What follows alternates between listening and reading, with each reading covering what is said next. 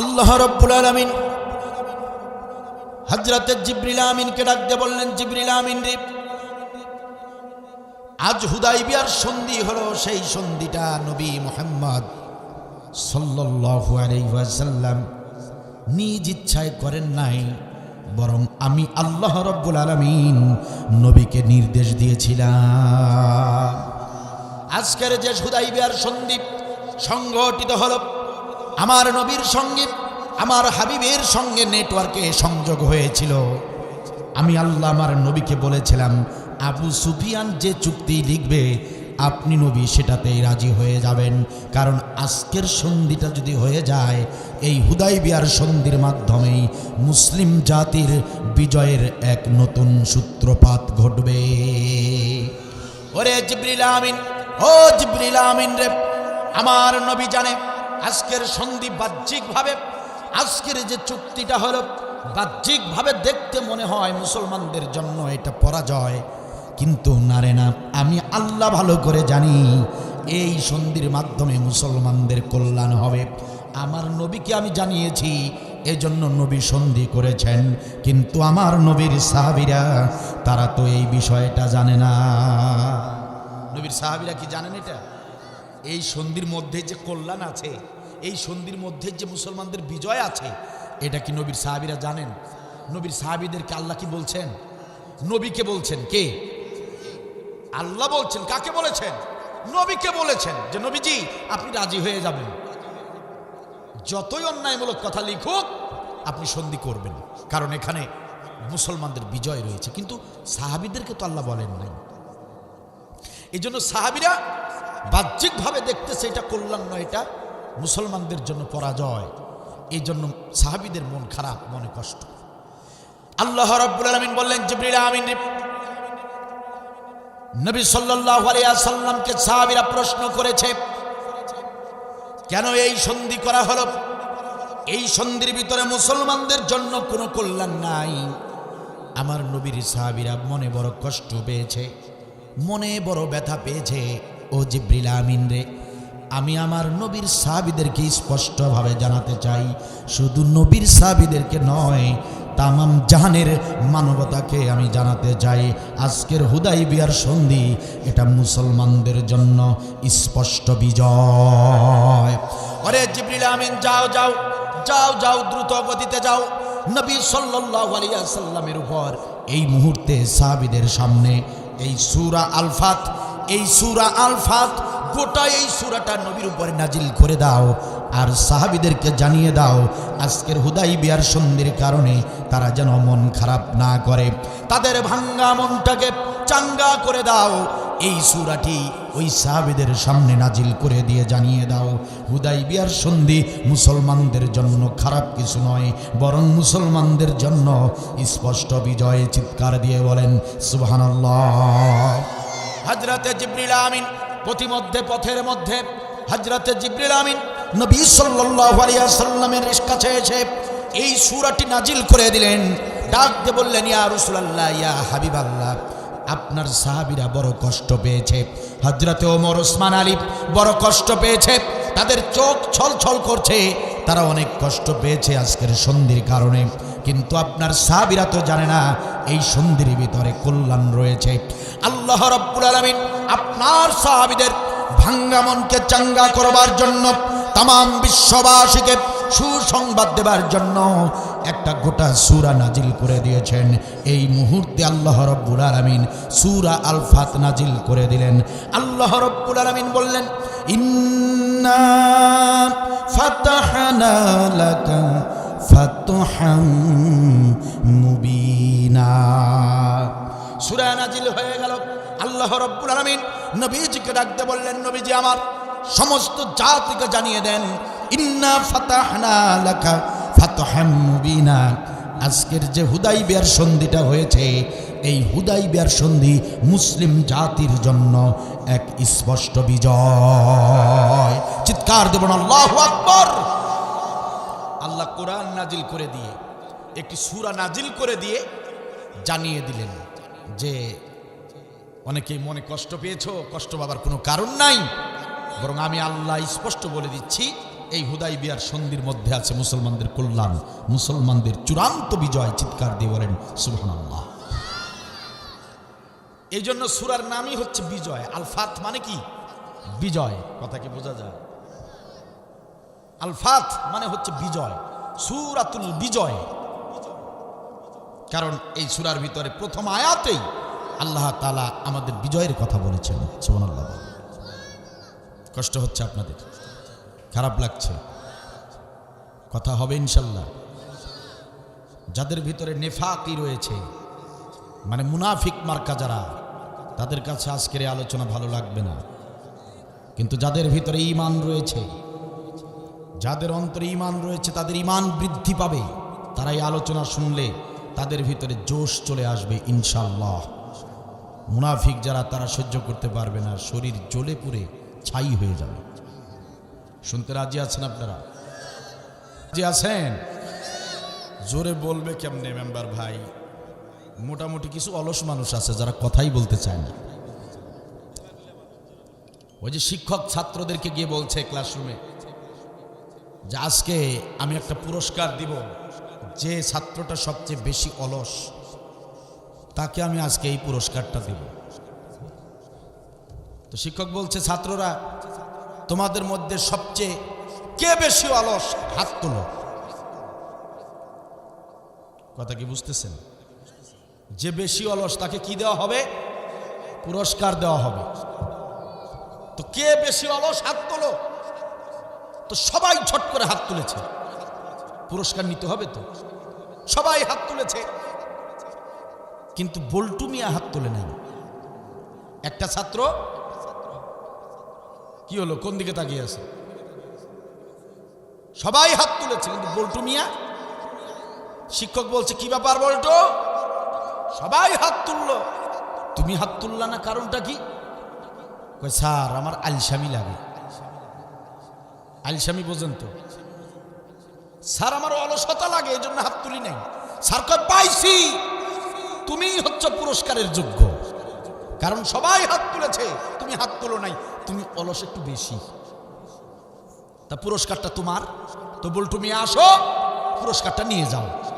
বল্টু মিয়া বলে, স্যার আপনার যদি ইচ্ছা থাকে পুরস্কারটা এসে দিয়ে যান, আমার আলসামিটাকে আমার যাইতে ইচ্ছা করে না। চিন্তা করছেন?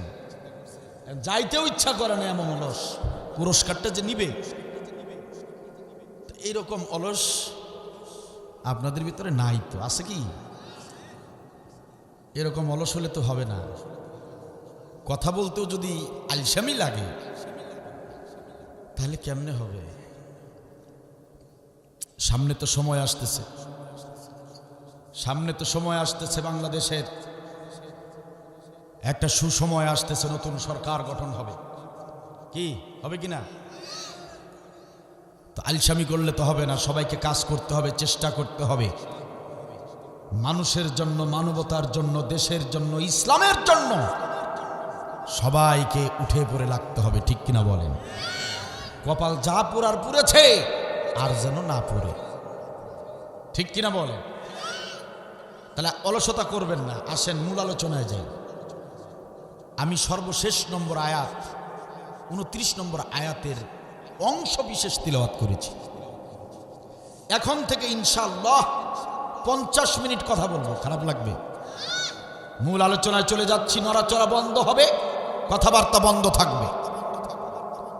এই মুহূর্তে আমরা দেখতে পাচ্ছি না, কিন্তু হাজার হাজার রহমতের ফেরেশতা এই মাহফিলটাকে চারদিক থেকে ঘিরিয়ে রেখেছে। কারণ হচ্ছে এখানে কথা হচ্ছে কার? আওয়াজ দিয়ে বলেন, কথা হচ্ছে কার? আল্লাহ রাব্বুল আলামিন এই সূরাটির শেষ নম্বর আয়াতের ভিতরে 3টি আমলের নির্দেশ দিয়েছেন। আল্লাহ রাব্বুল আলামিন তার গোলামদেরকে 3টি কাজ করার নির্দেশ দিয়েছেন, 3টি গুণ, 3টি বৈশিষ্ট্যের কথা বর্ণনা করেছেন। আল্লাহ রাব্বুল আলামিন বলেছেন, এই 3টি গুণ যাদের ভিতরে থাকবে তারা নবীর অনুসারী হিসেবে মুহাম্মদ সাল্লাল্লাহু আলাইহি ওয়াসাল্লামের শ্রেষ্ঠ উম্মত হিসেবে কাল হাসরের ময়দানে পরিচয় দিয়ে জান্নাতে প্রবেশ করবে। কয়টি গুণ থাকতে হবে?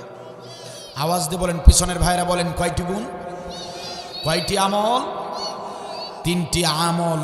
তিনটি আমল যারা করবে তারা মুহাম্মদ সাল্লাল্লাহু আলাইহি ওয়াসাল্লামের অনুসারী হিসেবে, উম্মত হিসেবে পরিচয় দিয়ে কাল হাসরের ময়দানে জান্নাতি হয়ে যাবে। চিৎকার দিয়ে বলেন সুবহানাল্লাহ। আসুন আল্লাহর ভাষায় আমরা শুনে নেই সেই তিনটি আমল কোন আমল। আমলের কথা শুনলে কি ভয় লাগে? আমল ছাড়া কি বাঁচার উপায় আছে? তাহলে আসুন আল্লাহর ভাষায় শুনি আল্লাহ তাআলা কি বললেন এই আয়াতের ভিতরে। আল্লাহ রাব্বুল আলামিন বলছেন, মুহাম্মাদুর রাসূলুল্লাহ। ও দুনিয়ার গোলামেরা শোনো, বিন্দু মাত্র কোনো সন্দেহ নাই, সংশয়ের কোনো অবকাশ নাই। মুহাম্মদ সাল্লাল্লাহু আলাইহি ওয়াসাল্লাম তিনি যে আমার রাসূল, তিনি যে আমার প্রেরিত মনোনীত একজন রাসূল, এতে কোনো সন্দেহ নাই। মুহাম্মদ সাল্লাল্লাহু আলাইহি ওয়াসাল্লাম তিনি যে রিসালাতের দায়িত্ব পেয়েছেন, এতে কোনো সন্দেহ নাই। আমি আল্লাহ রাব্বুল আলামিন কোরআনুল কারীমে ঘোষণা করে দিলাম, মুহাম্মদ সাল্লাল্লাহু আলাইহি ওয়াসাল্লাম তিনি যে আমাদের রাসূল, এতে আর কোনো সন্দেহ থাকলো? ঘোষণা দিলেন কে? আওয়াজ দিয়ে বলেন, ঘোষণা দিলেন কে? সম্মানিত ভাইয়ের আমার, আল্লাহ রাব্বুল আলামিন বলছেন, সেই মুহাম্মদ রাসূলুল্লাহর অনুসারী যদি হতে চাও, সেই মুহাম্মদ সাল্লাল্লাহু আলাইহি ওয়াসাল্লামের উম্মত হিসেবে যদি পরিচয় দিতে চাও, তাহলে তোমাদের কাজ হলো ওয়াল্লাযীনা মাআহু, যারা সেই নবীর সাথে থাকতে চাও, সেই নবীর উম্মত যারা হতে চাও, সেই নবীর অনুসারী যারা হতে চাও, তাদের এক নম্বর গুণ হলো আশিদ্দাউ আলাল কুফার। আল্লাহু আকবার। ও আমার গোলামেরা শোনো, তোমরা যারা শেষ নবীর অনুসারী হতে চাও, তোমরা যারা শেষ নবীর শাফায়াত পেতে চাও, তোমাদের এক নম্বর কাজ হলো, এক নম্বর গুণ হলো, তোমাদের এক নম্বর বৈশিষ্ট্য হলো, তোমাদের এক নম্বর আমল হলো আশিদ্দাউ আলাল কুফার। কাফেরদের প্রতি নরম হওয়া চলবে না। তোমাদের গুণ হবে এমন, কাফেরদের সঙ্গে কোনো প্রেম প্রীতি চলবে না, কাফেরদের কাছে কোনো মিউ মিউ করা চলবে না, কাফেরদের সঙ্গে কোনো ভালোবাসা চলবে না, কেষ্ট প্রীতি চলবে না। আশিদ্দাউ আলাল কুফার, আমি আল্লাহর নির্দেশ হলো কাফেরদের সঙ্গে তোমরা কঠোর হবে, কাফেরদের সঙ্গে তোমরা কঠিন হয়ে যাবে। চিৎকার দিয়ে বলেন সুবহানাল্লাহ। কাফেরদের প্রতি কঠোর হতে হবে, এক নম্বর নির্দেশ। কাফেরদের প্রতি কঠোর হতে হবে, বজ্র কঠিন হতে হবে, নরম হলে চলবে না, গরম হতে হবে। কথা কি আমার নাকি আল্লাহ? প্রিয় ভাইয়ের আমার, তাহলে এক নম্বর আমল আমরা পেলাম, কাফেরদের সঙ্গে আমাদের কোনো প্রেম ভালোবাসা চলবে না। চলবে নাকি? কাফেরদের সঙ্গে আমাদের কোনো আপোষ হবে না, হবে নাকি? প্রিয় ভাইয়ের আমার, একান্ত আপনজনের আমার, তাম বিশ্বের জমিনের দিকে যদি তাকান, অথবা ইতিহাসের পাতার দিকে যদি তাকান, দেখবেন হক্কানি আলেম যারা ছিলেন, তারা কখনো কাফেরদের সঙ্গে আপোষ করেন নাই। তারা হক্কানি যারা ছিলেন, তারা কাফেরদের সঙ্গে কখনো আপোষ করেন নাই। বিশ্বের জমিনের দিকে আর কি তাকাবেন, বাংলার জমিনের দিকেও যদি তাকান, এই তো কয়েকটা বছর আগেই এই বাংলার জমিনে কয়েকজন হক্কানি আলেম কাফেরদের সঙ্গে, বাতিলের সঙ্গে আপোষ না করার কারণে ফাঁসিতে ঝুলতে হয়েছে। কথা বলেন ঠিক কিনা? ও আমার প্রিয় ভাইয়েরা, আমার আল্লাহর বক্তব্য হলো, গোলামেরা শোনো, ও গোলামেরা কান খুলে শোনো, কাফেরদের সঙ্গে কোনো আপোষ চলবে না, কাফেরদের সঙ্গে কোনো প্রেম প্রীতি চলবে না। যদি রক্ত দিতে হয় দিবা, যদি জীবন দিতে হয় দিবা, কিন্তু খবরদার খবরদার কাফেরদের সঙ্গে আপোষ করবা না। আমি আল্লাহর নির্দেশ হলো আশিদ্দাউ আলাল কুফার, কাফেরদের প্রতি তোমরা কঠিন হয়ে যাও। কাফেরদের সঙ্গে প্রেম প্রীতি চলবে না, কাফেরদের প্রতি কঠিন হতে হবে। নির্দেশটা কার? এখন আপনারা বলবেন যে হুজুর, কাফেরদের প্রতি কঠিন হব কেমনে,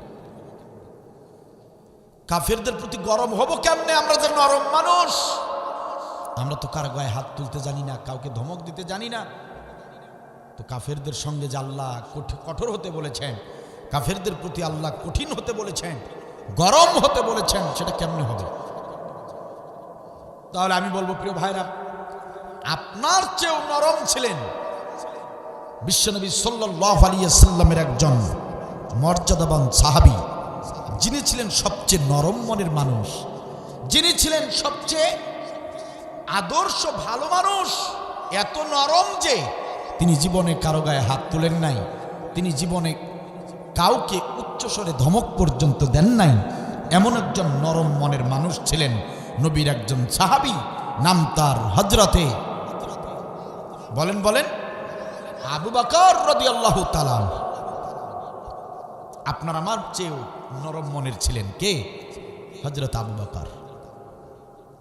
আবার নবীর দরবারে আরেকজন সাহাবী ছিলেন যিনি সবচেয়ে বেশি গরম, হযরতে, আওয়াজ দিয়ে বলেন হযরতে। দেখেন আবু বকরের মতো মানুষ, নরম মানুষটা, এই আয়াত যখন নাজিল হয়ে গেল, দেখেন আবু বকর এই নরম মানুষটা কাফেরদের প্রতি কেমন গরম হয়েছিল। সুবহানাল্লাহ বলবেন না? নবী সাল্লাল্লাহু আলাইহি ওয়াসাল্লামের প্রতি একদিন একটা আয়াত নাজিল হলো, মান যাল্লাযী ইউকরিদুল্লাহ করদান হাসানা। আল্লাহ আয়াত নাজিল করে বললেন, গোলামেরা কে আছো, আমি আল্লাহকে কর্জ দাও। কে আছো, আমি আল্লাহকে কর্জে হাসানা দাও। ও আমার গোলামেরা তোমরা কে আছো, আমি আল্লাহকে ধার দাও। এটা আমি বহুগুণ বৃদ্ধি করে হাসরের ময়দানে তোমাদেরকে ফেরত দেব। সুবহানাল্লাহ বলবেন? এই যে মসজিদ, মাদ্রাসায়, ওয়াজ মাহফিলে, ইসলামী আন্দোলনে, মানবতার কল্যাণে আপনারা আমরা যে দান করি, এই দান আসলে দান নয়। এই আয়াতের মাধ্যমে আল্লাহ বলেছেন এগুলো হচ্ছে আল্লাহর পক্ষ থেকে কর্জ। আল্লাহ কর্জ নিয়েছেন। আমরা যেসব দান করি, আল্লাহ বলতেছে গোলাম ওগুলো দান না, ওগুলো আমি আল্লাহ তোমাদের কাছ থেকে কর্জ নিয়েছি।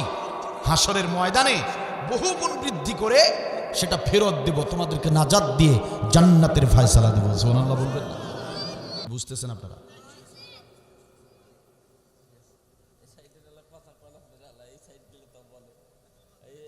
প্রিয় ভাইয়ের আমার, একান্ত আপনজনের আমার, তাহলে আল্লাহ বললেন আমাকে কর্জে হাসানা দাও, আয়াত নাজিল করে বললেন মান যাল্লাযী ইউকরিদুল্লাহ করদান হাসানা। কিন্তু এই আয়াত নাজিল হবার পরে মদিনার কাফেররা তারা এটার অপব্যাখ্যা শুরু করে দিল। তারা বলা বলি শুরু করলো, শুনতে পেলাম মুসলমানদের আল্লাহ নাকি গরিব হয়ে গিয়েছে, মুসলমানদের আল্লাহ নাকি ফকির হয়ে গিয়েছে। আয়াত নাজিল করে তাদের আল্লাহ তাদের গোলামদের কাছে ভিক্ষা চাচ্ছে। নাউজুবিল্লাহ বলে।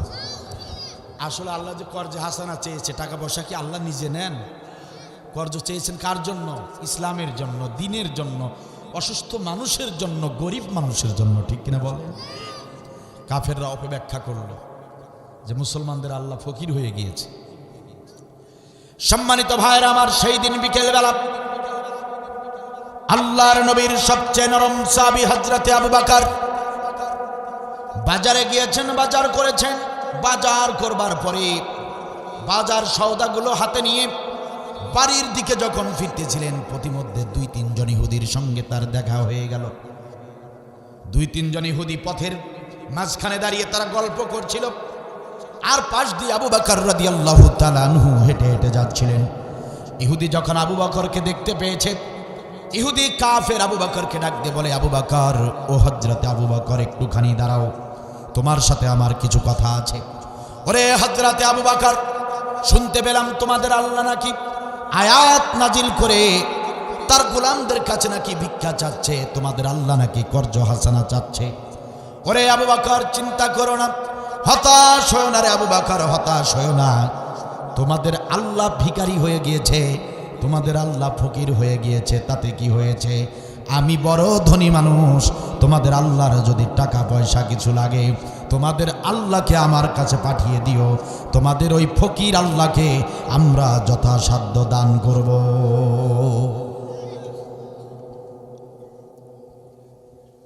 কি কথাটা কি ভালো কথা বলছে? খুবই জঘন্য ভাষায় আল্লাহকে ফকির বলেছে। ঠিক কিনা বলে? আল্লাহকে ভিখারি বলেছে। হযরত আবু বকর রাদিয়াল্লাহু তাআলা আনহু কাফেরের মুখ থেকে এমন জঘন্য কথা শোনার পরে তিনি চুপ থাকতে পারলেন না। তিনি তার রাগকে হজম করতে পারলেন না, রাগ কন্ট্রোল করতে পারলেন না। হযরত আবু বকর তার ডান হাতটা পিছনের দিকে যতদূর যায়, আবু বকর তার ডান হাতটা পিছনের দিকে নিলেন। পিছনের দিকে যতদূর যায় ততদূর নিলেন। এরপরে সারা শরীরের সমস্ত শক্তি একত্র করে ডান হাতটা দিয়া ইহুদির বাম গালে একটা থাপ্পড় মেরে দিলেন। এমন একটা থাপ্পড় কাফের ইহুদির গালে মারা হলো। থাপ্পড় মারবার সঙ্গে সঙ্গে কাফের ইহুদি উপর হয়ে জমিনে পড়ে গিয়ে কাঁদতে শুরু করলো। চিৎকার দিয়ে বলেন সুবহানাল্লাহ। দেখছেন, নরম মনের মানুষ কিন্তু আল্লাহকে গালি দিয়েছে, নরম থাকতে পারে নাই। কি হয়েছে? নরম থেকে গরম হয়ে গিয়েছে হযরতে আবু বকর। এটা কেউ খায় না। দেখছেন, নরম মানুষ কিন্তু কাফেরদের প্রতি গরম হয়ে গেলেন। প্রিয় ভাইয়ের আমার, হযরত আবু বকর থাপ্পড় মারবার পরে ইহুদি এবার দৌড়ে ছুটে গিয়েছে নবীর দরবারে। নবী মুহাম্মদ সাল্লাল্লাহু আলাইহি ওয়াসাল্লাম তিনি হলেন মদিনার একজন প্রেসিডেন্ট, তিনি হচ্ছেন মদিনার একজন বিচারপতি। হযরতে মুহাম্মদ সাল্লাল্লাহু আলাইহি ওয়াসাল্লামের আদালতে গিয়ে কাফের ইহুদি আবু বকরের নামে মামলা করল। নবী বললেন, ইহুদিরে কার বিরুদ্ধে মামলা করো? কার বিরুদ্ধে মামলা নিয়ে এসেছো বলো? ইহুদি ডাকতে বলে, ওগো মুসলমানদের নবী, আপনার আদালতে আমি এসেছি, সুবিচার পাবার জন্য এসেছি। শুনেছি আপনি সুবিচার করেন, শুনেছি আপনি আমাদের প্রেসিডেন্ট, আপনি নাকি খুব ভালো মানুষ, এই জন্য আপনার আদালতে এসেছি, আজকে একটা সুবিচার করতেই হবে। নবী বললেন, ও ইহুদিরা বলো দেখি, বলো দেখি কি হয়েছে, কিসের মামলা নিয়ে এসেছো বলো। ইহুদি ডাকতে বলেন, ওগো মুসলমানদের নবী, আপনার একজন সাহাবী বিনা কারণে বিনা অপরাধে ওই বাজারের ওই রাস্তায় আমার গালে থাপ্পড় মেরেছে। তাকিয়ে দেখুন নবী, তাকিয়ে তাকিয়ে দেখুন আমার গালের দিকে 5টা আঙ্গুলের ছাপ এখন পর্যন্ত রয়ে গেছে। নবী বললেন, ইহুদিরে, ও কাফের ইহুদি, বলো তোমাকে কে থাপ্পড় মেরেছে বিনা কারণে বিনা অপরাধে? কে তোমাকে থাপ্পড় মেরেছে, সে কে, তার নামটা বলো। ইহুদি ডাকতে বলে, ও মুসলমানদের নবী, যে সাহাবী আপনার আমার গালে থাপ্পড় মেরেছে, আপনার সেই সাহাবীর নাম হচ্ছে হযরতে আবু বকর। কি নাম? হযরতে। নবী বললেন, ইহুদিরে, ও কাফের ইহুদি, তুমি চিনতে পারো নাই, চিনতে পারো নাই, চিনতে পারো নাই, আসলে ওটা আবু বকর না, আবু বকর থাপ্পড় মারার লোক না। ও ইহুদি কাফের, আবু বকর তোমার গালে থাপ্পড় মারতে পারে না, তুমি তাকে চিনতে পারো নাই, আসলে থাপ্পড়টা মেরেছে আমার রাগী সাহাবী হযরতে উমর। সুবহানাল্লাহ বলবেন না? ইহুদি, তোমার চিনতে ভুল হয়েছে, তুমি চিনো নাই, ওটা আবু বকর না, ওটা আমার উমর। উমর, কারণ উমরের এরকম বিচার সালিশ মাঝে মাঝে করতে হয়, ওর মুখের চেয়ে হাত বেশি চলে। কি কথা বলেন না কেন? আর আবু বকরের কথা বলতেছে, আবু বকর থাপ্পড় মারার লোক না, ও তো জোরে সোরে ধমকি দিতে পারে। ইহুদি ডাকতে বলে, মুসলমানদের নবী গো, ও মুসলমানদের নবী, আমরা চিনতে ভুল করি নাই, চিনতে ভুল করি নাই, আপনার ওমরকেও আমরা ভালো করে চিনি, আবু বকরকেও ভালো করে চিনি। ওগো নবীজি, এই থাপ্পড়টা ওমর মারে নাই, আপনার শ্বশুর, আপনার আপন শ্বশুর, আপনার সবচেয়ে ঘনিষ্ঠ বন্ধু, আপনার সবচেয়ে মর্যাদাবান সাহাবী হযরতে আবু বকর দিনের বেলা প্রকাশ্যে আমার গালে বিনা কারণে থাপ্পড় মেরেছে।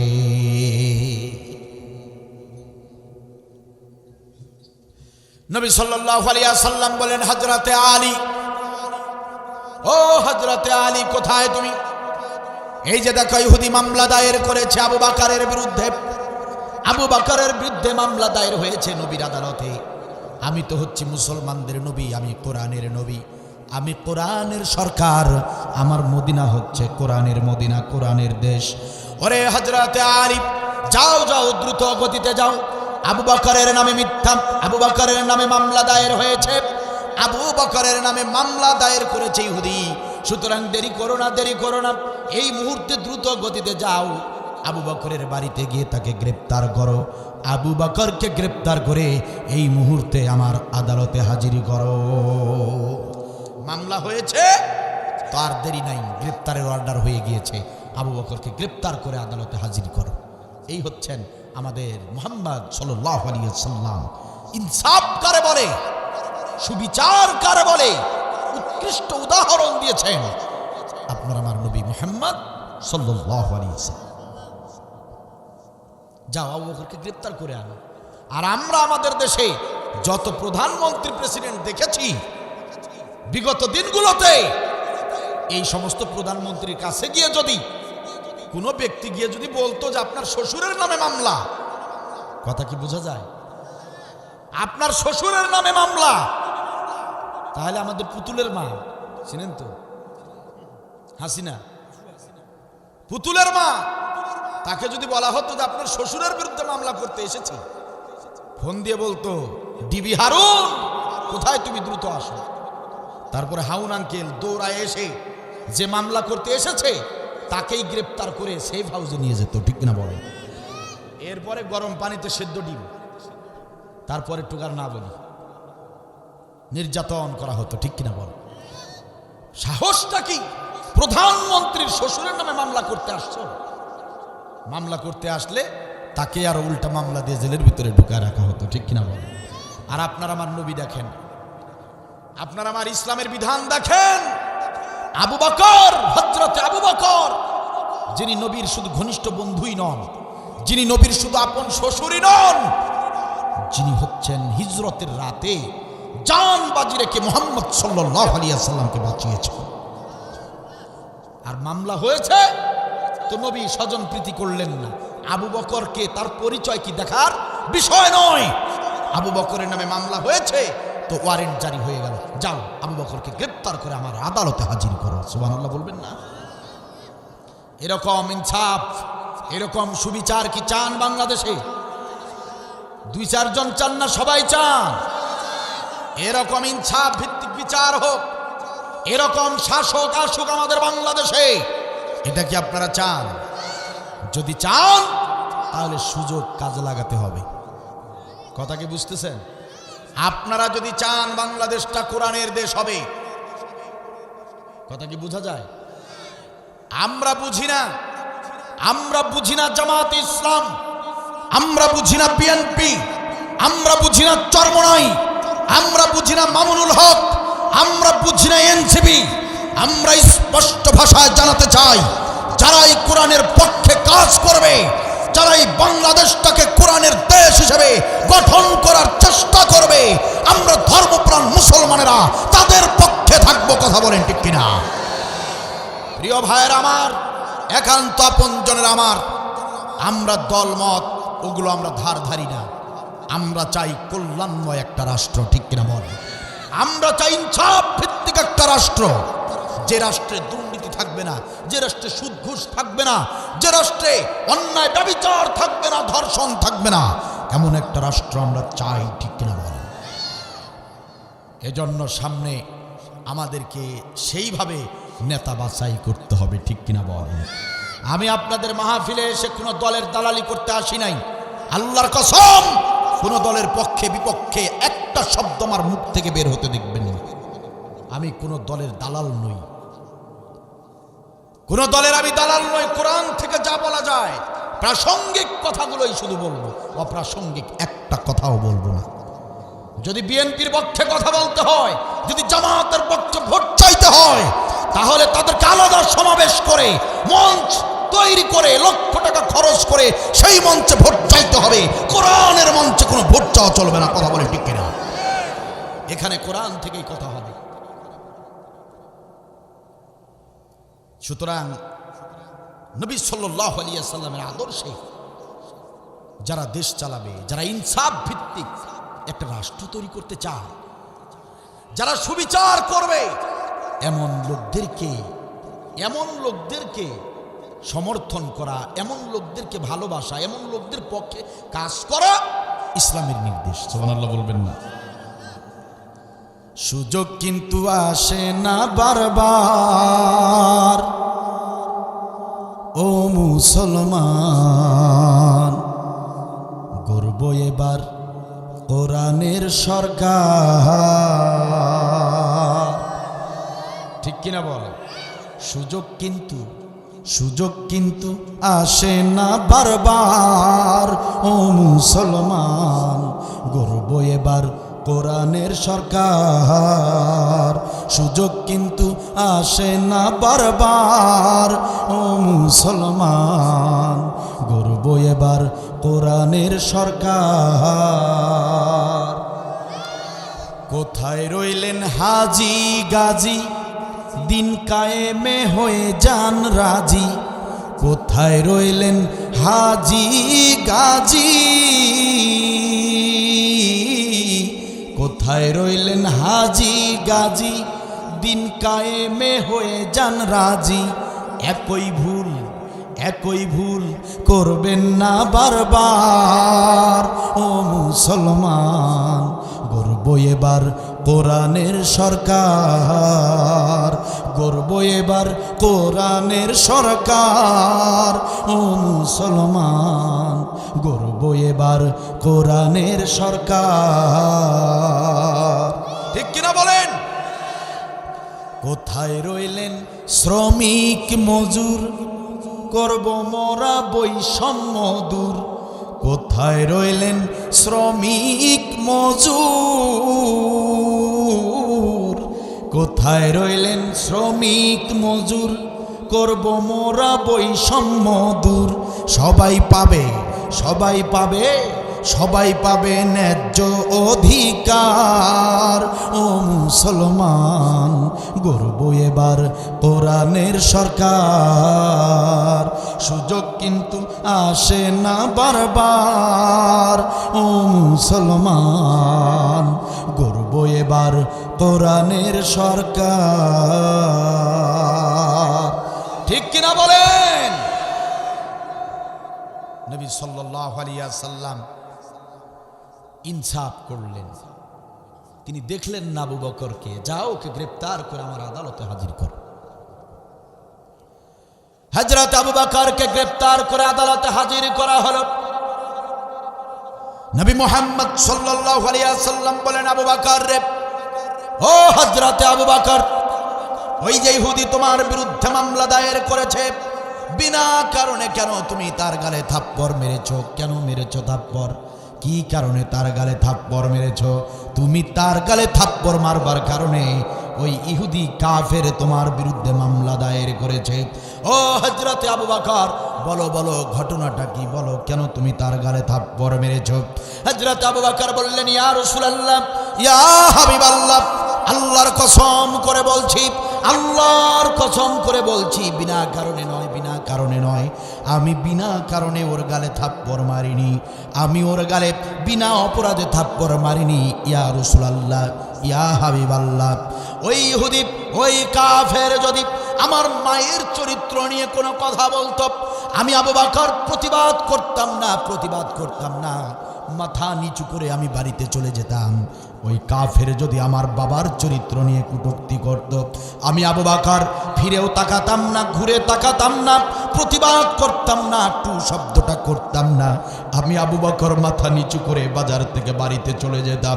ওই কাফের যদি এই আবু বকরের চরিত্র নিয়ে অপবাদ দিত, এই আবু বকরকে নিয়ে যদি সমালোচনা করত, আল্লাহর কসম করে বলছি নবীজি, আমি প্রতিবাদ করতাম না, মাথাটা নিচু করে বাড়িতে চলে যেতাম। নবী গো, বাড়িতে চলে যেতাম।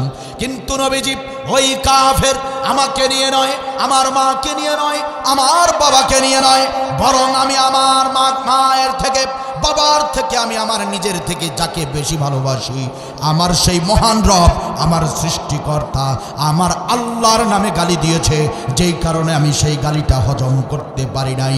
আমার আল্লাহর নামে কটূক্তি করেছে, আমি আবু বকর হজম করতে পারি নাই, রাগ কন্ট্রোল করতে পারি নাই, গণবী কন্ট্রোল করতে পারি নাই।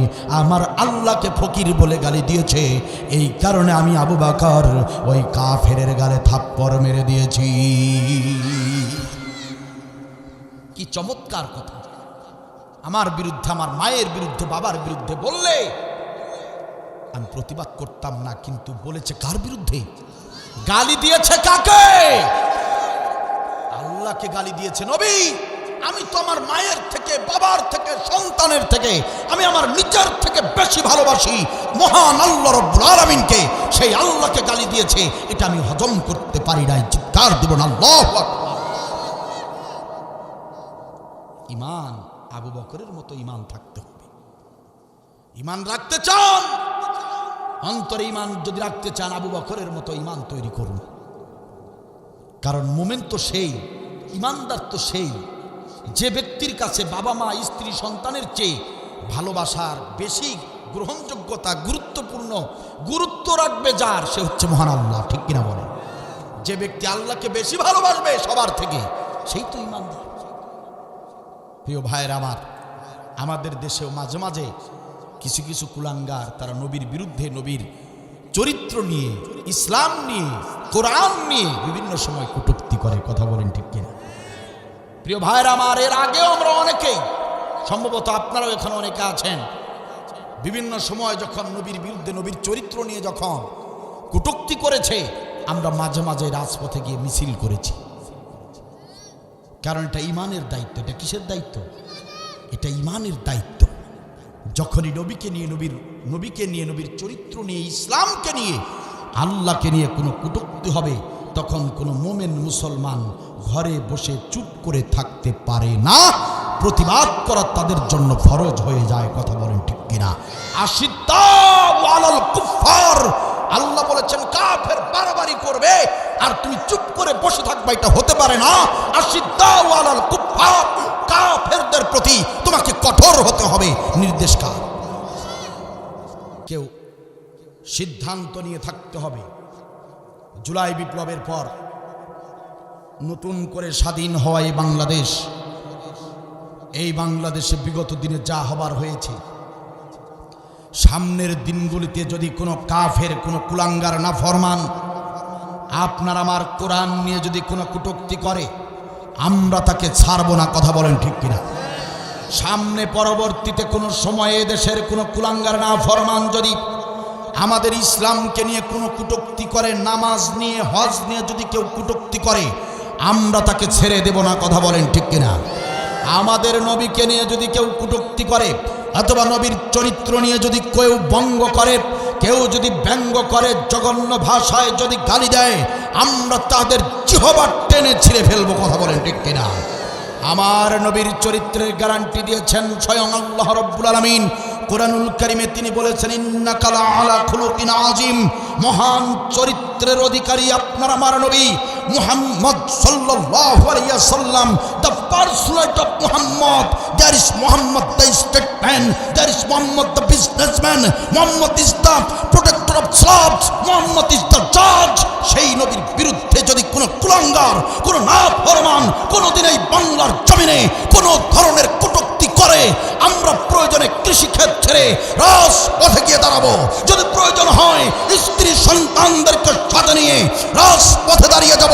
যদি প্রয়োজন হয় অফিস, আদালত, কলকারখানায় তালা লাগিয়ে দেব। এই বাংলার জমিনে কোনো কুলাঙ্গার নাফরমানকে আমরা আর সুযোগ দিব না, কোনো প্রশ্রয় দিব না। কারা কারা রাজি আছেন দুহাত তুলে আল্লাহকে দেখা? মাশাআল্লাহ, জাযাকাল্লাহু খায়র। আমরা আমাদের নিজেদের অপমান সহ্য করব, কিন্তু নবীর অপমান, কথা বলেন না কেন? আমরা নিজেদের অপমান সহ্য করতে পারি, কিন্তু আল্লাহর অপমান সহ্য করতে।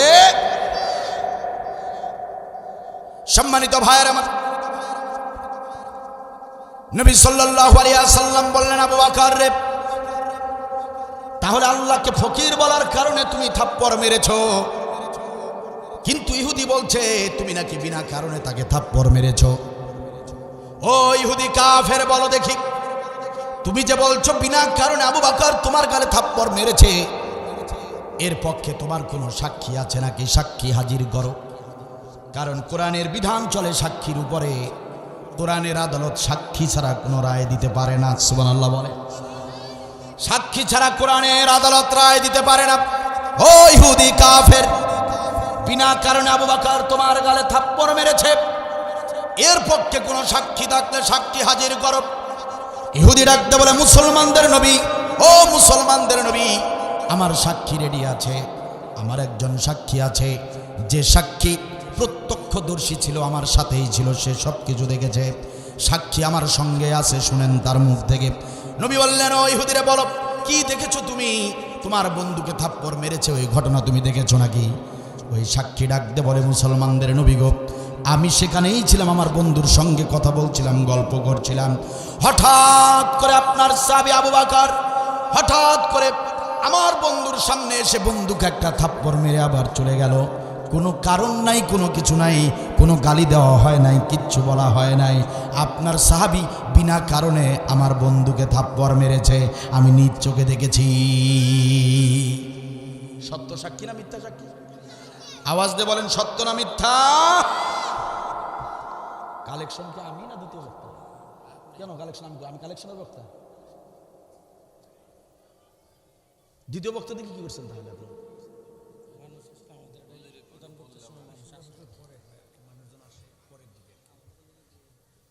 কি ব্যাপার, উঠছেন কেন? কি সমস্যা? কি সমস্যা? কি বসো, ফাজলামি করতে আসছে।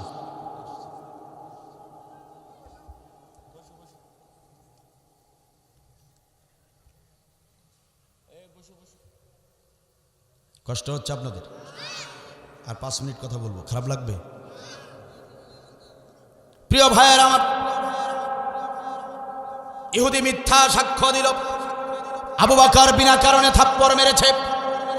প্রিয় ভাইয়ের আমার, নবী মুহাম্মদ সাল্লাল্লাহু আলাইহি ওয়াসাল্লাম বলেন, আবু বকর, ও হযরতে আবু বকর, তুমি যে গালি শোনার পরে থাপ্পড় মেরেছো, ইহুদি যে আল্লাহকে ফকির বলে গালি দিয়েছে, এটার কোনো সাক্ষী তোমার কাছে আছে নাকি? হযরত আবু বকর বললেন, ইয়া রাসূলুল্লাহ, আমার কাছে তো কোনো সাক্ষী নাই। ওই ঘটনার মুহূর্তে কোনো ব্যক্তি ছিল না যাকে আমি সাক্ষী বানাবো। ওগো রাসূল, ইয়া রাসূলুল্লাহ, ইয়া হাবিবাল্লাহ, আমার পক্ষে কোনো সাক্ষী নাই। আপনি ফয়সালা দিন, যে ফয়সালায় দিবেন আমি আবু বকর মাথা নত করে সেই ফয়সালা আমি গ্রহণ করে নিব। নবী মুহাম্মদ সাল্লাল্লাহু আলাইহি ওয়াসাল্লাম বললেন, আবু বকর রে, ইহুদির পক্ষে সাক্ষী আছে, তোমার পক্ষে কোনো সাক্ষী নাই। ইহুদির পক্ষে সাক্ষী আছে, তোমার পক্ষে কোনো সাক্ষী নাই। আমি তো কোরআনের আদালতের হাকিম, আমি তো সাক্ষী ছাড়া কোনো বিচার করতে পারবো না। সাক্ষীর আলোকে তুমি দোষী, কারণ ইহুদি যা বলেছে তার পক্ষে সাক্ষী পাওয়া গেছে, কিন্তু তুমি যেটা বলেছো তোমার পক্ষে কোনো সাক্ষী আমি পাইনি। ওরে হযরত আবু বকর, তুমি যে আমার শ্বশুর, তুমি যে আমার ঘনিষ্ঠ বন্ধু, তুমি যে আমার মর্যাদাবান সাহাবী, সেটা আমার দেখার বিষয় নয়। আমার কোরআনে কিসাসের বিধানের আলোকে আমার ফয়সালা করা হয়। কিসাসের বিধান দিয়ে আজকের ফয়সালা আমি করব। তুমি আবু বকর, তোমার পরিচয় আমার জানার দরকার নাই। কোরআনের কিসাসের বিধান হলো এমন, অন্যায়ভাবে যদি কেউ কারো গালে থাপ্পড় মারে, তার শাস্তিও তাকেই থাপ্পড় মেরে দেওয়া হবে। যদি কোনো ব্যক্তি কারো কান কেটে নেয়, এর বিচারে ওই ব্যক্তিরও কান কেটে নেওয়া হবে। যদি কোনো ব্যক্তি অন্যায়ভাবে কারো হাত কেটে নেয়, কিসাসের বিধান হলো ওই ব্যক্তিরও হাত কেটে নেওয়া হবে। যদি কোনো ব্যক্তি কাউকে হত্যা করে, কাউকে যদি জবাই করে, ওই ব্যক্তির শাস্তিও জবাই করে দেওয়া হবে। ও হযরত আবু বকর, আমি কিসাসের বিধানের আলোকে ফয়সালা দিলাম, তুমি আবু বকর অন্যায়ভাবে ওই ইহুদির গালে যেভাবে থাপ্পড় মেরেছ, এখন বিধান হলো, ফয়সালা হলো, ওই ইহুদি ঠিক একইভাবে তোমার বাম গালে একই ওজনের সেই মাপের থাপ্পড়টা তোমার গালে বসিয়ে দেবে। এটাই আমি নবীর আদালতের ফয়সালা। হযরত আবু বকর মাথা নিচু করে দাঁড়িয়ে রইলেন। আপনি ফয়সালা কার্যকর করুন। কেন? কারণ আবু বকর পক্ষে তো সাক্ষী নাই।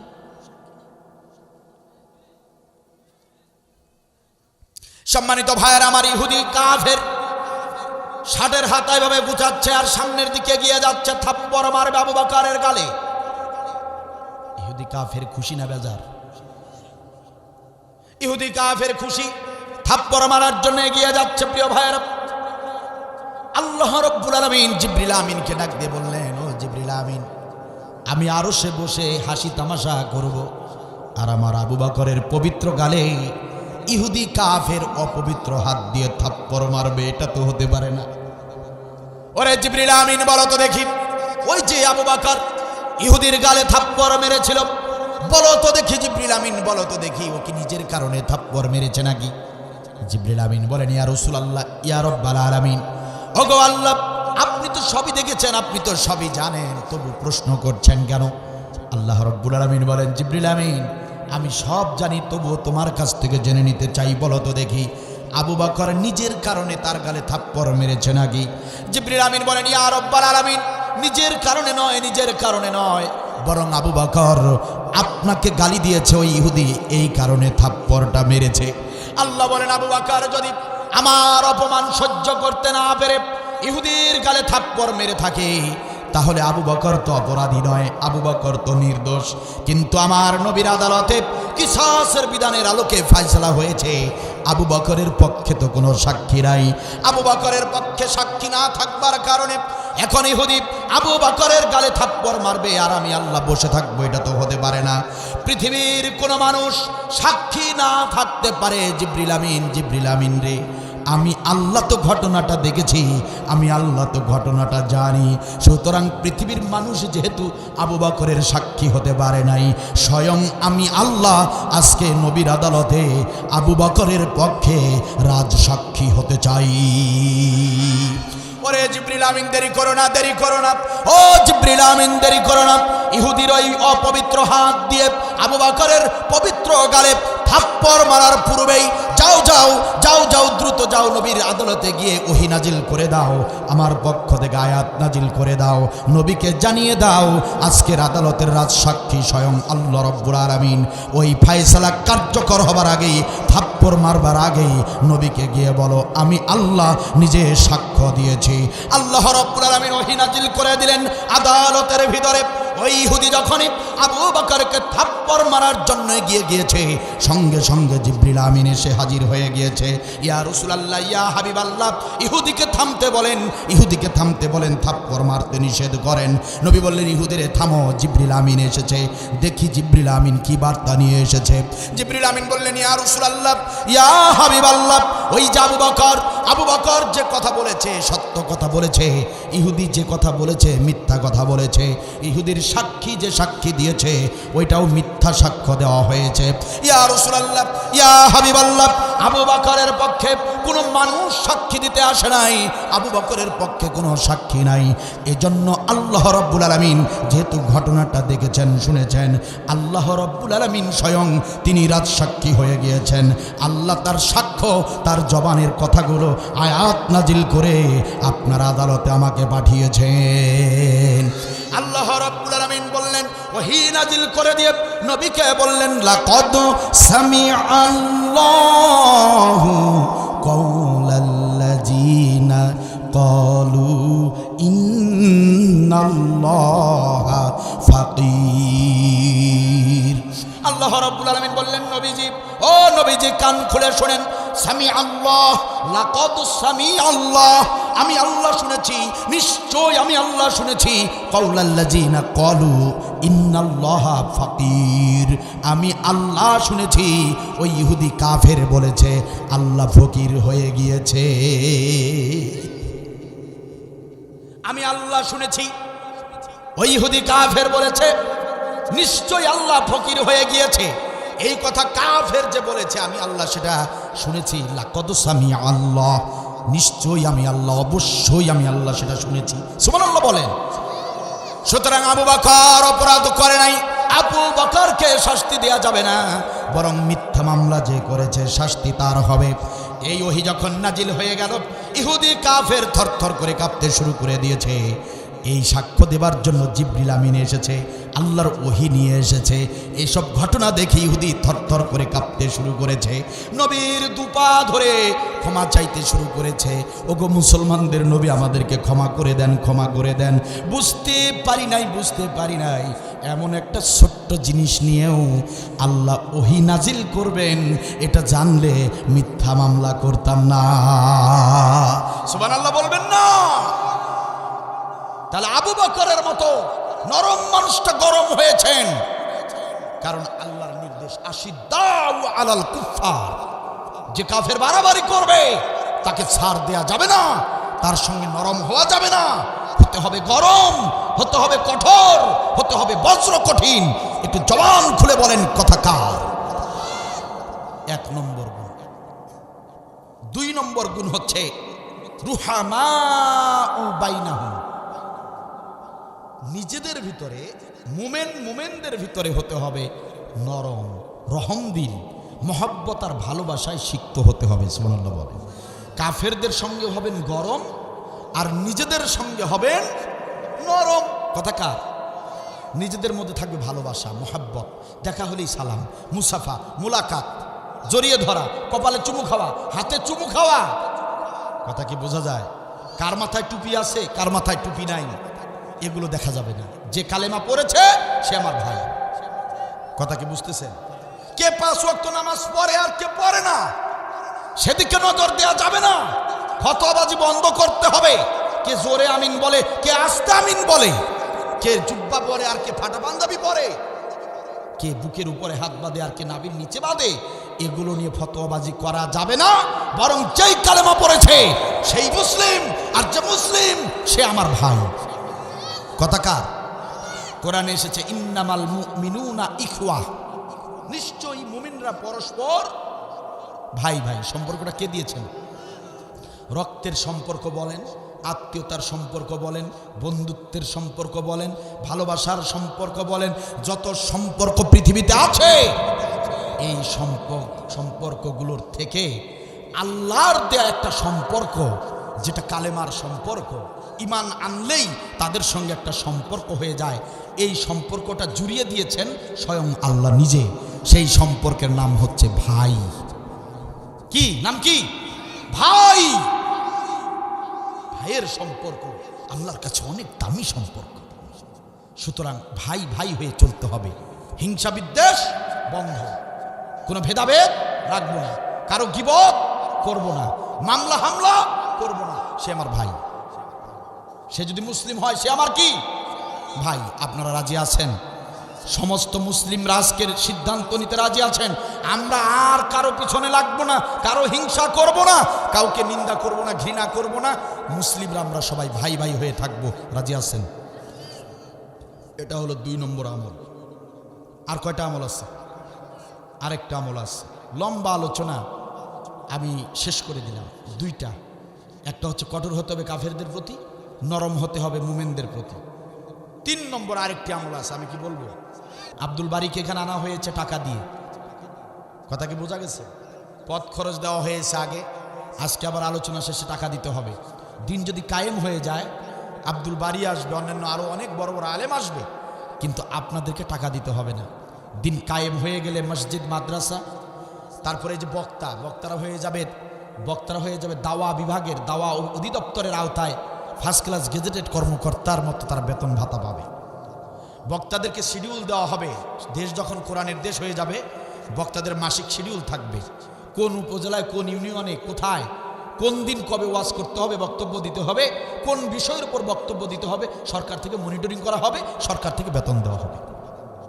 আব্দুল বারি আসবে, সরকারি গাড়িতে আসবে, সরকারি গাড়িতে যাবে, একটা টাকাও দিতে পারবেন না, দেওয়া যাবে না, সেও নিবে না। এরকম একটা দেশ হবে তখন, কোরআনের সরকার হবে যখন। মসজিদ, মাদ্রাসা, এই মাদ্রাসার জন্য আপনারা টাকা দিচ্ছেন। দেশ যদি কোরআনের হয়ে যায়, এই মাদ্রাসা পরিচালনা করতে যত টাকা লাগে, শিক্ষক বলেন, যা কিছু বলেন, সরঞ্জামাদি যা বলেন, আসবাবপত্র, ভবন, সব দিবে সরকার। কিন্তু আমাদের তো পুরা কপাল, আমরা কোরআনের দেশ পাই নাই। আমাদের দেশে কোরআন নাই, কোরআনের আইন নাই। এই জন্য আমাদের নিজেদের পকেটের টাকা দিয়ে মাদ্রাসা চালাতে হয়। অবশ্যই এটার যা এটার প্রতিদান একজন দিবেন। কে দিবেন? আল্লাহ দিবেন। এটাকে আপনারা বিশ্বাস করেন? কিছুক্ষণ আগে আমি একটা আয়াতের কথা বলছিলাম না, আল্লাহ কর্জে হাসানা চেয়েছেন। আল্লাহ বলেন, গোলামেরা দাও, মাদ্রাসায় দাও, দ্বীনি শিক্ষায় দাও, মানুষের জন্য দাও, দান করো। এটা দান না রে গোলাম, এটা আমি আল্লাহ কর্জ নিচ্ছি। কি সুন্দর কথা, সুবহানাল্লাহ বলবেন না? আল্লাহ বলেন, এটা আমি কর্জ নিচ্ছি, এটা আমি বহুগুণ বৃদ্ধি করে হাসরের ময়দানে তোমাদেরকে আমি ফেরত দিব, যাতে করে তোমরা নাজাত পেয়ে জান্নাতে যেতে পারো। আল্লাহ রাব্বুল আলামিন দেখবেন, এই যে কোরআনের শুরুতেই বলেছেন, কোরআনের শুরুতেই যারা জান্নাতি মুত্তাকিন হবে তাদের কথা বলতে গিয়ে আল্লাহ শুরুতেই বলেছেন, কি বলেছেন? আলিফ লাম মিম যালিকাল কিতাবু লা রাইবা ফিহি হুদাল লিল মুত্তাকিন আল্লাযিনা ইউমিনুনা বিল গায়বি ওয়া ইউকিমুনাস সালাহ ওয়া মিম্মা রাযাকনাহুম ইউনফিকুন ওয়া মিম্মা রাযাকনাহুম ইউনফিকুন। আল্লাহ বলেছেন তোমাদের 3 নম্বর কাজটা হলো দ্বীনের পথে, ইসলামের পথে দান করবা। তোমাদেরকে যে রিজিক আমি দিয়েছি সেই রিজিক থেকে তোমরা খরচ করবা। সুবহানাল্লাহ বলবেন। আল্লাহ রাব্বুল আলামিন আবার আরেক জায়গায় বলেছেন, সিররাম ওয়া আলানিয়া মিম্মা রাযাকনাহুম সিররাম ওয়া আলানিয়া, তোমরা প্রকাশ্যেও দান করবা, গোপনেও দান করবা। সুবহানাল্লাহ বলবেন না? তার মানে দান আপনি প্রকাশ্যেও করবেন, গোপনেও করবেন। অনেকে বলে, বিশেষ করে এরকম মাজলিসে যখন বলা হয় যে ভাইজান বলেন তো আপনি কত দিবেন, কয় আমি বলবো না, আমি পরে। আপনি বোঝেন নাই, কেন বলবেন না?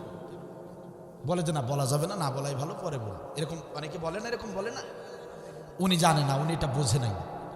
যখন প্রকাশ্যের দান চাওয়া হচ্ছে তখন প্রকাশ্যে দেওয়াটাই উত্তম, কারণ প্রকাশ্যে দেওয়ার বিধান আল্লাহ দিয়েছেন সিররাম ওয়া আলানিয়া, গোপনেও দিবা প্রকাশ্যেও দিবা। সুবহানাল্লাহ বলবেন না? দেখেন আল্লাহ কি সুন্দর বলেছে, দান করলে অনেক কথা বলা যাবে। আপনারা সচেতন মানুষ, শিক্ষিত মানুষ, আমি অল্প 2-3টি কথা বলতেছি, তারপরে আপনাদের বিবেকের তাড়নায় যদি মনে হয় টাকা দেওয়া লাগবে দিবেন, না দিলে না দিবেন। আমি আব্দুল বারী কালেকশনের কন্ট্যাক্ট নিয়ে মাহফিল করি না যে আপনারা টাকা না দিলে আমাকে তারা মাহরুম করবে, এমনটা নয়। অথবা আপনারা টাকা দিলে আমি সওয়াবের ভাগীদার হব, আপনারা টাকা না দিলে আমি জাহান্নামে যাব, এরকমটা নয়। আপনারা দান করলে আপনারা সব পাবেন, আপনারা দান করবেন না আপনারা সব পাবেন না, আব্দুল বারীর কোনো যায় আসে না। আপনাদের যদি কপাল ভালো হয় তাহলে দান করবেন, আর যদি জাহান্নাম যদি আপনাদেরকে ধরে টানে দান করবেন না। এসব কি বোঝা যায়? আমার কথা কি বোঝা যায়? প্রিয় ভাইয়ের আমার, একান্ত আপনজনেরা আমার শুধু দায়িত্ব কোরআনের কথাগুলো আপনাদের কান পর্যন্ত পৌঁছে দেয়া। নবী সাল্লাল্লাহু আলাইহি ওয়াসাল্লাম বললেন দান করো ইসলামের জন্য। সবাই দান করলেন। বললেন যে ওসমান তুমি কত টাকা কত দিনার দিরহাম নিয়ে এসেছো ওটা আমার জানার দরকার নাই, তুমি বলো কত অংশ নিয়ে আসছো সেটা বলো। ওসমান বললেন ইয়া রাসূলুল্লাহ, আমি আমার সহায় সম্পত্তির 1/3 3 ভাগের 1 ভাগ আপনার পায়ের কাছে দান করে দিয়েছি। সুবহানাল্লাহ বলবেন না? 3 ভাগের উঠে গে ওখানে, পোলাপান বসো। ভোট লাগলে এরা মিছিল দিতে যাবে আর কোরআনের মাহফিলে বসতে চাইবে, কথা কন না কেন? আল্লাহর নবী বললেন ওমর তুমি কত অংশ সম্পদের কত অংশ দান করছো বলো। হযরত ওমর বললেন আমি অর্ধেক 50-50, অর্ধেকটা বাসায় রেখেছি, বাকি অর্ধেকটা আপনার পায়ের কাছে এনে রেখেছি। হযরত আবু বকর তুমি কি এনেছো, কতটুকু অংশ রেখেছো আর কতটুকু অংশ এনেছো? আবু বকর বললেন ইয়া রাসূলুল্লাহ, আল্লাহর কসম করে বলছি দুনিয়াবি জাগতিক সম্পদ বলতে আমার বাড়িতে কিচ্ছু নাই, সব আপনার পায়ে এনে হাজির করেছি। তাহলে তোমার বাড়িতে কি রেখে এসেছো? আবু বকর বললেন আল্লাহ এবং আল্লাহর নবীর নামের বরকত ছাড়া আমার বাড়িতে আর কিছু নাই। যা ছিল সব এনেছে, কথা আপনারা বুঝতেছেন? এখন বলবেন যা ছিল সব এনেছে, উমর অর্ধেক এনেছে, ওসমান 3 ভাগের 1 ভাগ এনেছে। কথা কি আপনারা বুঝতেছেন? কথা বুঝতেছেন? প্রিয় ভাইরা আমার, আবু বকর এনেছে সবচেয়ে কম। হাদিসে এসেছে 1.5 কেজি কি 2.25 কেজি গমের আটা তিনি নিয়ে এসেছেন, সবচেয়ে কম। কথা কি আপনারা বুঝতেছেন? ওসমান 3 ভাগের 1 ভাগ দিয়েছে, কিন্তু সমস্ত সাহাবীরা যা দিয়েছে সব একত্র করলেও ওসমানের দানের সমান হবে না, এত বেশি এনেছে। কিন্তু এনেছে 3 ভাগের আর আবু বকর যা ছিল 100-তে 100। কথা কি বুঝতেছেন? নবী বললেন আজকের দানের এই আমলে প্রথম স্থান অধিকার করেছে আবু বকর। কি এখানে ব্যাখ্যাটা কি ভাইজান? ব্যাখ্যাটা হলো আপনি কয় টাকা দান করলেন সেটা বিষয় না, বিষয়টা হলো সাধ্যের আলোকে আপনি কতটুকু দান করছেন। কথা বুঝেন নাই? আপনি দিনমজুর মানুষ, কৃষক মানুষ, আপনি মাদ্রাসার জন্য 10 টাকা দান করবেন। আরেকজন শিল্পপতি মানুষ, একজন বড় ব্যবসায়ী মানুষ, তার আছে কোটি টাকা, সে যদি 1000 দান করে, আর আপনি একজন দিনমজুর মানুষ, আপনি দিন গেলে 400 টাকা বেতন পান, আপনি 10 টাকা দান করবেন, আল্লাহ বলেন ওই 1000 টাকার চেয়ে আমার এই কলিমুদ্দিন সলিমুদ্দিন ও যে 10 টাকা দিয়েছে ওই দান আমি আল্লাহর কাছে প্রিয়। সুবহানাল্লাহ বলবেন না? কেন? যে সাধ্যের আলোকে আপনি যেটা দিচ্ছেন ওটা দিতে আপনার অনেক পুড়েছে, অনেক জ্বলেছে, অনেক কষ্ট হয়েছে। 10 টাকায় আপনার কাছে লাখ টাকা, ঠিক কিনা বল?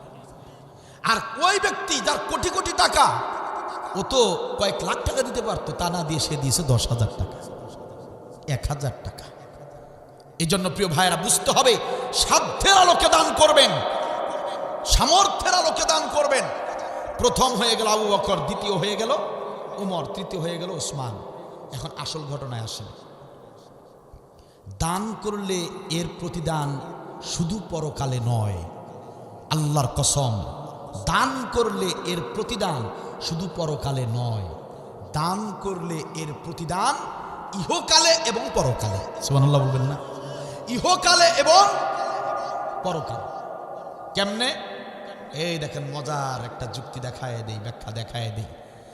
ইহকালে আল্লাহ রাব্বুল আলামিন, মাশাআল্লাহ, 100 কত 200, মাশাআল্লাহ।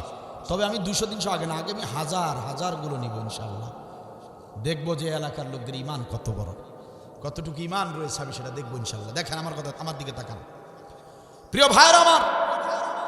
ইহকালেও দিবে আল্লাহ, পরকালেও দিবে। আগে দিবে ইহকালে, আপনি দান করবেন, এই দানের বিনিময় প্রতিদান আল্লাহ আগে এই দুনিয়াতেই দিবে। সুবহানাল্লাহ বলবেন না? তার বাস্তব প্রমাণ দেখেন। ওই যে আবু বকর ফার্স্ট হইল না দানে, ওমর সেকেন্ড, ওসমান কয় নম্বর? 3 নম্বর হয়েছিল। আল্লাহ বলেন এই যে দানে যে আমার নবী ফার্স্ট সেকেন্ড থার্ড করে দিয়েছে, আমি আল্লাহ ইহকালীন মর্যাদার দিক দিয়ে ওই 3 জনকে ওইভাবেই সিরিয়াল করে দিলাম। ইসলামের প্রথম খলিফা হয়ে গেল পরবর্তীতে নবীর ওফাতের পরে আবু বকর, দ্বিতীয় খলিফা হলো হযরতে ওমর, তৃতীয় খলিফা হয়েছে হযরতে ওসমান। সুবহানাল্লাহ বলবেন? দেখছেন অবস্থাটা? দেখছেন? একদিন হযরতে আলী বড় বেকায়দায় পড়ে গিয়েছে, হাতে টাকা পয়সা নাই। হযরতে ফাতেমা রাদিয়াল্লাহু তাআলা আনহা জ্বরে বিভোর হয়ে গিয়েছে, এত জ্বর, কি করবেন কিছু ভেবে পাচ্ছেন না। পকেটে টাকা না থাকলে, স্ত্রী যদি অসুস্থ থাকে, পুরুষ মানুষের কি অবস্থা হয় জানেনই তো। হযরতে আলীর কাছে মাত্র কয়েকটা দিরহাম আছে। হযরতে আলী ভাবলেন যে আল্লাহর নবীর হাদিস, মুহাম্মদ সাল্লাল্লাহু আলাইহি ওয়াসাল্লাম বলেছেন, জ্বর অবস্থা যদি আনার খাওয়ানো যায়, কি আনার যদি খাওয়ানো যায়, ওই ব্যক্তির উপশম হবে, জ্বর কমে যাবে। সুবহানাল্লাহ বলবেন না? হযরতে আলী কয়েকটা টাকা ছিল, কয়েকটা দিনার দিরহাম ছিল, নিয়ে বাজারে গিয়েছেন। গিয়ে তিনি একটা আনার কিনেছেন। কার জন্য? স্ত্রীর জন্য। কার জন্য? দেখেন না ঘটনাটা বুঝেন, দেখেন অবস্থাটা কি হয়। একটা আনার কিনেছেন, কিনে ফাতেমাকে খাওয়াবেন। হযরতে ফাতেমা যেহেতু অসুস্থ, তাকে খাওয়াবেন। তিনি নিয়ে আসতেছেন, রাস্তায় একটা পাগল হযরত আলীর সামনে দাঁড়িয়েছে। দাঁড়িয়ে বলতেছে, হযরত আলী, আমি 2 দিন থেকে কিছু খাই না, দে আনার, দে আমাকে, আমি 2 দিন থেকে কিছু খাই না। এরকম পাগল মাঝে সাঝে আসে না সামনে? হযরত আলী দে। হযরত আলী তাকিয়ে দেখলেন, আমার দিকে লক্ষ্য করেন, তাআলা আনহু, তিনি তাকিয়ে দেখলেন এই পাগলের শরীরে ভাই গোশত নাই, না খেয়ে শুধু হাড্ডি, কঙ্কাল সার। হযরত আলীর মায়া হয়ে গেল, আর মনে পড়ে গেল যে অভুক্ত মানুষ, আরে না খাওয়া মানুষ, এই মানুষদেরকে যদি আমি দান না করি, কাল হাসরের ময়দানে আল্লাহ বলবে, আলী আমি না খেয়েছিলাম, তুমি আমাকে খাওয়াও নাই। কি বলবে না? হযরত আলী কি করবেন? কি করবেন তিনি? তার তো আর কোনো টাকাও নেই যে আরেকটা আনার কিনে নিয়ে যাবেন। হযরত আলী বললেন, পাগল ভাই আমার, একটা কাজ করো, আমার স্ত্রী খুব অসুস্থ, তার জন্য নিয়েছিলাম আনারটা জ্বর কমানোর জন্য, তো আমার কাছে আর কোনো টাকা নাই। প্রিয় ভাই আমার, তুমি অর্ধেকটা খাও আর অর্ধেকটা আমাকে দিয়ে দাও, অর্ধেকটা খেয়ে অর্ধেকটা আমাকে দিয়ে দাও, সেটা আমার বিবিকে খাওয়াবো। সুবহানাল্লাহ বলবেন। পাগল কি করেছে? ওটা আলীর কাছ থেকে নিয়েছে, অর্ধেক দিব দে, নিয়ে পুরোটাই খেয়ে ফেলছে। কিছু করার আছে? হযরতে আলী রাদিয়াল্লাহু তাআলা আনহু মাথা নিচু করে বাসার ভিতরে ঢুকেছেন। স্ত্রীর সামনে কিভাবে দাঁড়াবেন, কোন লজ্জায়, কোন মুখ নিয়ে দাঁড়াবেন? আহারে, একটা মাত্র স্ত্রী, এত আদরের স্ত্রী, একটুখানি ওষুধ পানির ব্যবস্থা করতে পারি নাই। বাড়িতে বলে গেলাম আনার কিনে নিয়ে আসবো, আনারের কথা বলে আমি বাজারে গেলাম, আনার ছাড়া যদি আমার স্ত্রীর সামনে গিয়ে দাঁড়াই, লজ্জায় তো মাথা কাটা যাবে। কি করবে হযরতে আলী রাদিয়াল্লাহু তাআলা আনহু ছলো ছলো চোখ নিয়ে, কান্না কান্না ভাব নিয়ে মাথাটা নিচু করে করে বাসার গেটের ভিতরে যখন ঢুকে পড়েছেন, তাকিয়ে দেখলেন হযরতে ফাতেমা রাদিয়াল্লাহু তাআলা আনহা বারান্দায় দাঁড়িয়ে হযরতে আলীকে সালাম দিচ্ছেন। চিৎকার দিয়ে বলেন সুবহানাল্লাহ। আলী রাদিয়াল্লাহু তাআলা আনহা বলেন, আলী রাদিয়াল্লাহু তাআলা আনহু বলেন, ফাতেমারে, ও হযরতে ফাতেমা, তুমি উঠে দাঁড়িয়েছো কেন? কষ্ট করে কেন তুমি বাহিরে এসেছো, দাঁড়িয়েছো? তোমার তো অনেক জ্বর, তুমি কেন বাহিরে এসেছো? সুন্দর করে শুয়ে বড়। ফাতেমা রাদিয়াল্লাহু তাআলা আনহা বলেন, আলী গো, ও প্রাণের স্বামী হযরতে আলী, আপনি তো জানেন না, আপনি তো জানেন না, এই তো কিছুক্ষণ আগে আপনি বাসায় ঢোকার একটুখানি আগ মুহূর্তে হঠাৎ করে আমার শরীরের সমস্ত জ্বর একদম নেমে গিয়েছে। আমার শরীরের জ্বর হঠাৎ করেই একদম নেমে গেল, শরীরটা ঘেমে গেল, আর আমি সুস্থ হয়ে গেলাম। হযরতে আলী রাদিয়াল্লাহু তাআলা আনহু বললেন, প্রাণে বেঁচে গেলাম, মান ইজ্জত কোনো মতে বেঁচে গেল। আরে নয়তো তো এই অসুস্থতার মধ্যে আমি কিভাবে খালি হাতে তার কাছে আসতাম? ওরে হযরতে ফাতেমা, ও হযরতে ফাতেমা, তুমি তো জানো না, আমি তো লজ্জা নিয়ে মাথা নিচু করে আসতেছিলাম, কারণ তোমার জন্য একটা আনার আনতে চেয়েছিলাম, সেই আনার তো পাগলের রাস্তার ভিতরে খেয়ে ফেলেছে। আমি তো বড় চিন্তায় ছিলাম। আল্লাহর শুকরিয়া আদায় করছি, আল্লাহ রাব্বুল আলামিন তোমাকে এই মুহূর্তে সুস্থতা দান করেছে। হযরতে আলী এবার ফাতেমা রাদিয়াল্লাহু তাআলা আনহা নিয়ে বাসার ভিতরে ঢুকেছেন। ভালো করে খেয়াল করেন, বাসার ভিতরে ঢুকেছেন, দরজাটা লক করেছেন, করে এখনো বিছানায় বা চেয়ারে বসেন নাই, এর মধ্যে দরজা নক করতেছে। আলী আছো? হযরত আলী রাদিয়াল্লাহু তাআলা আনহু দরজা খুললেন, খুলে দেখলেন নবীর সবচেয়ে বয়োজ্যেষ্ঠ সাহাবী হযরতে সালমান ফারসি রাদিয়াল্লাহু তাআলা আনহু। সালমান ফারসি রাদিয়াল্লাহু তাআলা আনহু, তার মাথায় একটা ডালি, মাথায় কি ডালি বুঝেন আপনারা? ডালি, মাথায় একটা ডালি। আলী রাদিয়াল্লাহু তাআলা আনহু বললেন, কি ব্যাপার ভাইজান, এই সময় আপনি মাথায় আবার ডালি, ঘটনাটা কি, কি আনছেন? সালমান ফারসি বলেন, আল্লাহর নবীর দরবারে একজন সাহাবী তার বাড়ির বাগানের আনার নিয়ে এসেছে হাদিয়া। সুবহানাল্লাহ বলবেন না? আল্লাহর নবীর কাছে একজন সাহাবী এসেছেন, হাদিয়া নিয়ে এসেছেন আনার, কারণ আমি বাগান করেছি, অনেক আনার হয়েছে, নবী আপনার জন্য এই কয়েক বস্তা আনার আপনার জন্য এনেছি। সুবহানাল্লাহ বলবেন না? নবী আবার কি করেছেন, সেই আনারগুলো ভাগ করেছেন, ভাগ করে হযরত আলী তোমার কাছে পাঠিয়েছে, এই ডালির ভিতরে আনারগুলো তোমার কাছে পাঠিয়েছে। হযরত আলী বললেন, কয়টা আনার? তোমার ডালিতে কয়টা আনার আছে? নবী কয়টা আনার দিতে বলেছে আমাকে? তো সালমান ফারসি রাদিয়াল্লাহু তাআলা আনহু বলছেন, 9টা। কয়টা? 9টা। কয়টা? আসলে আনছেন 10টা, একটা আনার তিনি লুকাইছেন, আর বলছেন 9টা আনা হয়েছে। হযরতে আলী বললেন, সালমান ফারসি রে, ও আল্লাহর নবীর সাহাবী সালমান ফারসি, মিথ্যা বলো না, মিথ্যা বলো না, 9টা আনার হতে পারে না, তুমি বুঝি আর কি করতেছো নাকি? আমি যতটুকু জানি নবীর হাদিস অনুযায়ী আমার আজকে দিবালোকের মতো পরিষ্কার আমার বোঝা হয়ে গিয়েছে। আমি পাগলকে নিজে না খেয়ে নিজের জিনিসটা পাগলকে দেওয়ার কারণে, যে কারণে ফলটা বাড়িতে আনার চেষ্টা করেছিলাম যাতে জ্বরটা ভালো হয়ে যায়, সেই ফলটা আমি পাগলকে দিয়েছিলাম, বিনিময়ে আল্লাহ আমার ফাতেমার জ্বরটাকে উপশম করে দিয়েছে। আবার নবীর মুখে আমি হাদিস শুনেছি, নবী সাল্লাল্লাহু আলাইহি ওয়াসাল্লাম বলেছেন, যদি আল্লাহর কোনো বান্দা বান্দি একটা জিনিস, একটা টাকা, একটা জিনিস যদি আল্লাহর দ্বীনের জন্য, ইসলামের জন্য দান করে, আল্লাহ রাব্বুল আলামিন ওই ব্যক্তির জন্য 10টা বৃদ্ধি করে দুনিয়াতেই ওই ব্যক্তির জন্য 10 গুণ বৃদ্ধি করে দুনিয়াতেই তাকে দেয়া দেন। চিৎকার দিয়ে বলেন সুবহানাল্লাহ। 10 গুণ বৃদ্ধি হয়ে যায়। একটা জিনিস যদি আল্লাহর পথে ব্যয় করা হয়, সেটা 10টা জিনিস আল্লাহ দুনিয়াতেই দেয়া দেন। আমি একটা আনার পাগলকে দিয়েছি, আনার যেহেতু এসেছে রসুলের মুখের সঙ্গে, হাদিসের সঙ্গে মিলে যাচ্ছে, কিন্তু 9টা তো মেলে না রে ভাই, 9টা তো মেলে না। আমার মন বলছে 9টা নয়, যেহেতু আনারের বদলে আজ আনার এসেছে, 9টা আনার আসার কথা নয়।